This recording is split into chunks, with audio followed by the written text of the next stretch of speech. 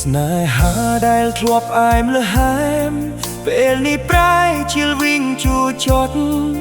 រូបអូនដើរចេញទៅបាត់ទុកឲ្យបងនៅម្នាក់ឯងជាមួយភាពឯកាធ្លាប់តែសើចសប្បាយជាមួយគ្នាតែពេលនេះសល់ត្រឹមទឹកភ្នែករាល់អនុស្សាវរីយ៍ទាំងអស់ក៏រលាយបាត់ទៅតាមខ្យល់វាជាកំហុសរបស់បងដែលមិនបានមើលថែអូនឲ្យល្អទើបតែដឹងខ្លួននៅពេលនេះថាអូនមានតម្លៃខ្លាំងប៉ុណ្ណាតើអាចទេបើបងសុំផ្ដាំសារជាថ្មី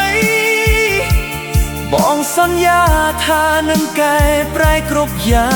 ងមិនឲ្យអូនស្រក់ទឹកភ្នែកទៀតឡើយ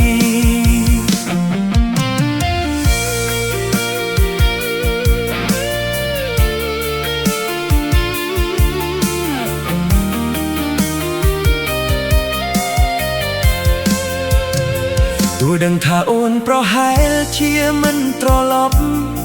តែបងនៅតែសង្ឃឹមរាល់យប់បងតែងតែនឹកឃើញដល់ស្នាមញញឹមដ៏ស្រស់ស្អាតរបស់អូនបេះដូងបងពេលនេះកំព្រាដូចជាទូកដែលគ្មានច្រវាបើគ្មានអូនក្បែរជីវិតបងពិតជាគ្មានន័យអ្វីឡើយវាជាកំហុសរបស់បងដែលមិនបានមើលថែអូនឲ្យល្អទើបតែដឹងខ្លួននៅពេលនេះថាអូនមានតម្លៃខ្លាំងប៉ុណ្ណាដែលអាចទេបើបងសុំផ្ដាំសារជាថ្មី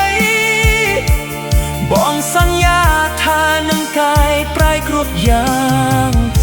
មិនឲ្យអូនស្រក់ទឹកភ្នែកទៀតឡើយ